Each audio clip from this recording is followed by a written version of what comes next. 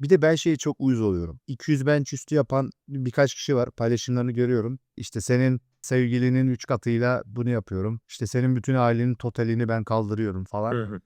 İşte bu Reels'lar Ya bunlar bize yakışmıyor ya. Bunlar bize yakışmıyor ya. ya ama bu Reels'lar izleniyor diye böyle yapıyor bu Ya insanlar. izleniyor da abi yani bizim buna ihtiyacımız mı var ya? Sert efendi gibi yap ağırlığını biz altına yazalım. Var ne taşraklı adamsın yazalım.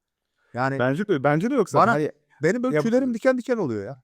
ya senle ben bunu izlerken evet zevk alıyoruz ama mesela 17 yaşındaki 16 yaşındaki çocuk buna bakıp aa falan deyip izliyor yani. Şimdi o 16-17 yaşındaki çocuk 3 sene sonra aynı şeyi paylaşacak. Bu çocuğu böyle mi eğitelim? Aynen. Bence doğru diyorsun. Bence de böyle bir paylaşım olmaması lazım.